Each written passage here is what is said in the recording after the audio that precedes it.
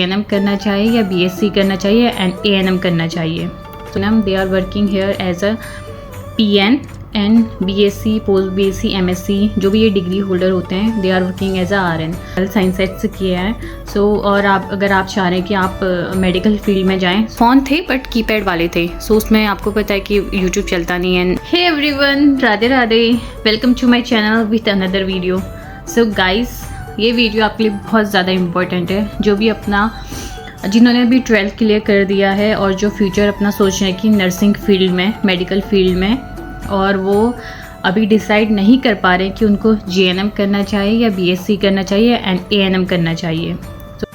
सो 12th करने के बाद जब मैंने डिसाइड किया कि हाँ मुझे कॉलेज नहीं करना है, मुझे कुछ कोर्स करना है, सो उस टाइम पे उतना आइडिया नहीं था कि क्या सही है। पता नहीं था कि जीएनएम सही है या बीएससी नर्सिंग सही है, ये क्या है, क्योंकि उस टाइम पे हमारे पास फ़ोन भी नहीं थे। फ़ोन थे बट कीपैड वाले थे। सो उसमें आपको पता है कि यूट्यूब चलता नहीं है, रिचार्ज होता नहीं है।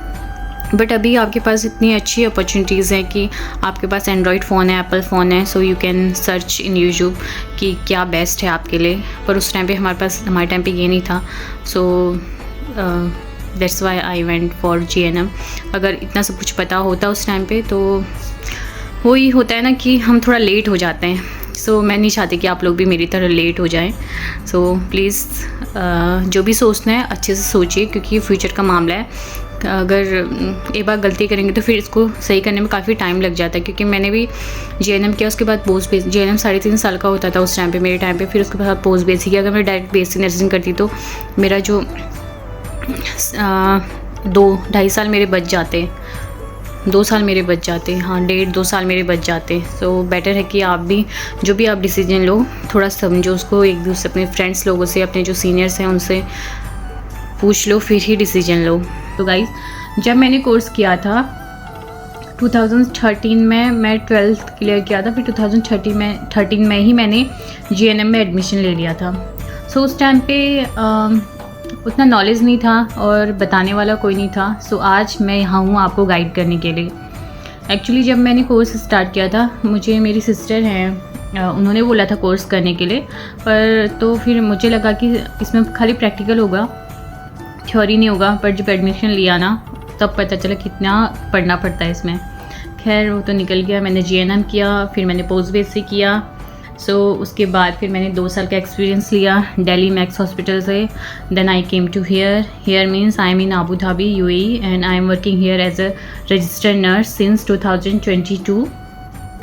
और सो ये था मेरा एजुकेशन पार्ट। सो मैं आपको बोल रही हूँ कि जो भी डिसीजन लेना है सोच समझ के लीजिए।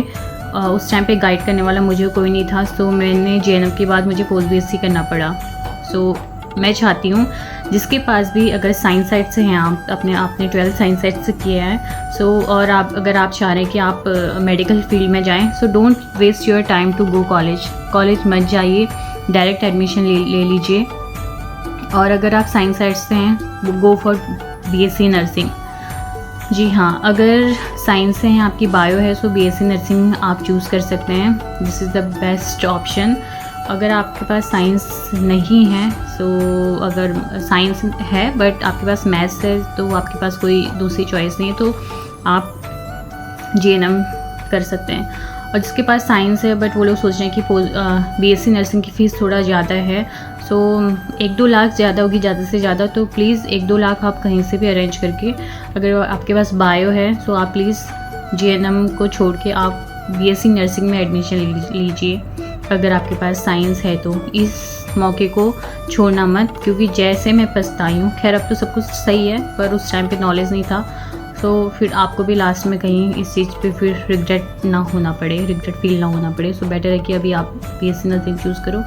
हाँ, अगर आपकी साइंस साइड नहीं है, आपकी बायो नहीं है, सो आपको जीएनएम चूज़ करना चाहिए।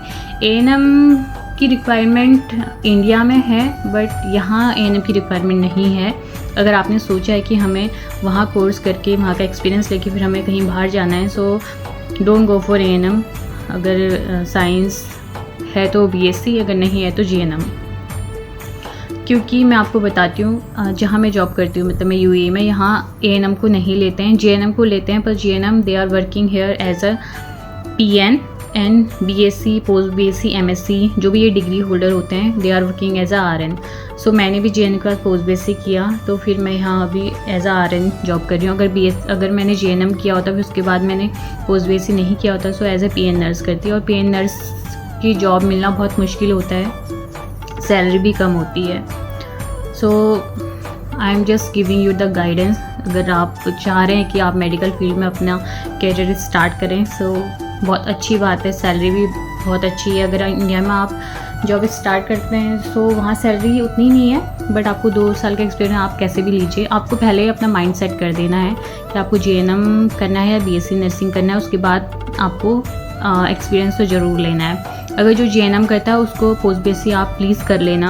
आप ये मत सोचना कि मैं 2 साल जॉब कर लेती हूँ, थोड़ा पैसे कमा लेती हूँ तो उसके बाद में पोस्ट बीएससी करूँगी, ऐसा मत सोचना। मुझे लगता है आने वाले टाइम पे अब जेएनएम की उतनी ज़्यादा वैल्यू नहीं रहेगी। सो बेटर है जेएनएम कंप्लीट होने के बाद you can go for post BSc, then you can take 2 years experience, then you can come here और अदर कंट्री। और बीएससी नर्सिंग के बाद भी अगर आप एमएससी करना चाहते हैं, सो ये तो आप पे डिपेंड करता है। अगर आप हॉस्पिटल लाइन में जॉब करना चाहते हैं सो बेटर है कि 2 साल का आप एक्सपीरियंस लीजिए। आप जिस भी कंट्री में जॉब कर रहे हैं या जिस भी कंट्री से वीडियो देख रहे हैं, फिर आप यहाँ के लिए अप्लाई कर सकते हैं। सो आई होप ये वीडियो आपको सही लगेगी और आप मुझे कमेंट कर सकते हैं अगर आपको कुछ भी और पूछना हो, कुछ भी जानना हो, कैसे अप्लाई करते हैं, ये सब कुछ जानना। सो प्लीज़ डू कमेंट और चैनल को सब्सक्राइब नहीं किया प्लीज़ करो। और अपने जो भी साथ वाले हैं अगर वो इस फील्ड में आना चाहते हैं, काम करना चाहते हैं, सो प्लीज़ ये वीडियो शेयर करो उनको। सो बाय बाय।